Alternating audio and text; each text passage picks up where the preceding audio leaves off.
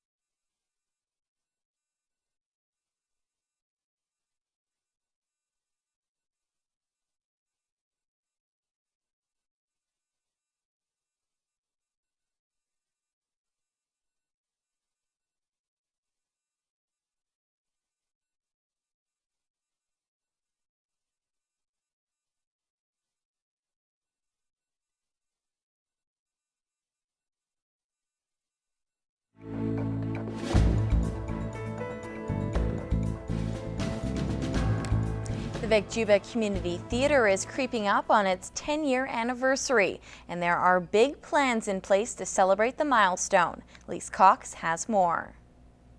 The new theatre, the Vic Juba Community Theatre. It's been 11 years since Ross Ulmer saw the Vic Juba go up and a decade since their first performance, encouraging arts in our community. When the Vic Jubilee Theatre got built, over half the money to build it came from the community, and that means the community already supports it. And this is just an opportunity to celebrate and say, 10 years, yes. So the 10-year anniversary is set for October 4th, and they're looking to celebrate among the community that supports them. The celebration is going to be almost identical to the opening celebration, which was almost exactly 10 years ago. We're having all local acts.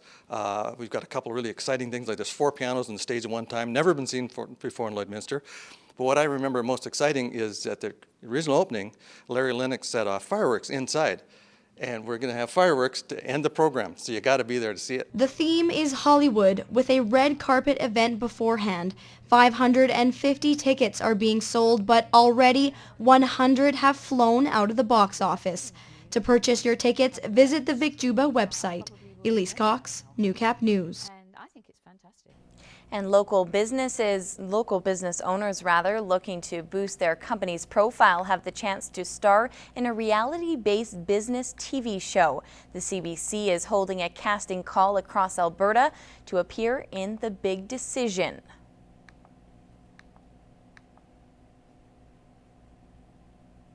The Lloydminster Economic Development received a call from the CBC looking for someone from Alberta, particularly in the Lloydminster area. Look at your business from top to bottom and show you where you can improve.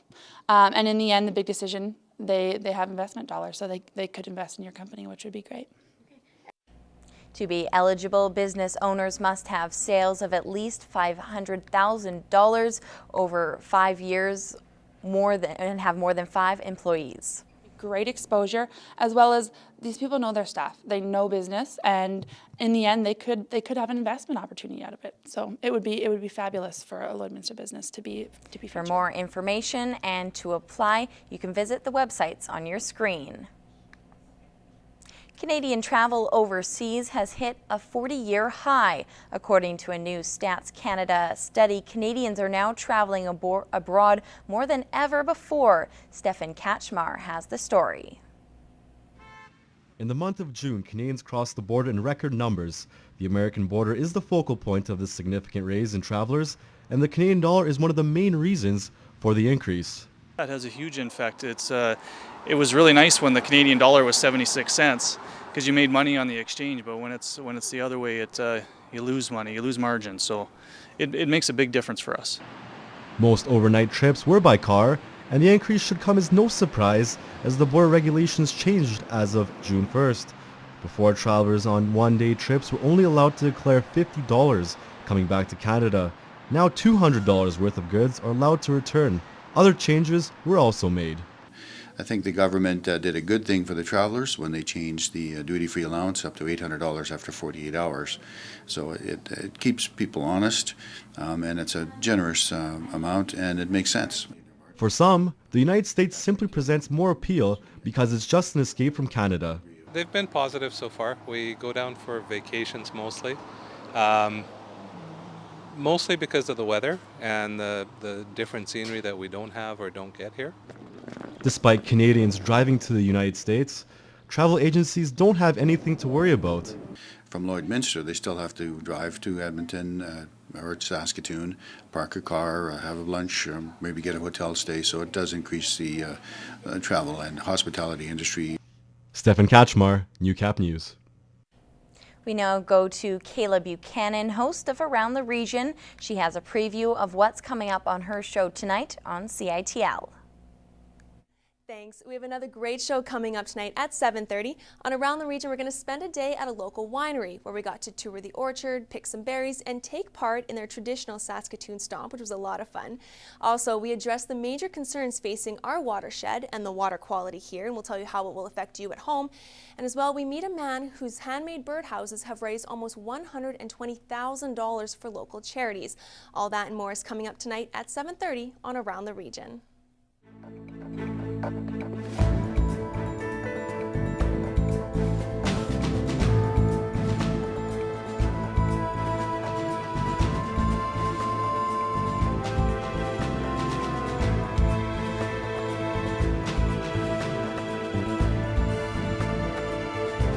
Stocks and oil prices brought to you by Spectrum Restoration. When disaster strikes, don't wait. Call the professionals at Spectrum Restoration, a certified member of the Canadian Disaster Restoration Group.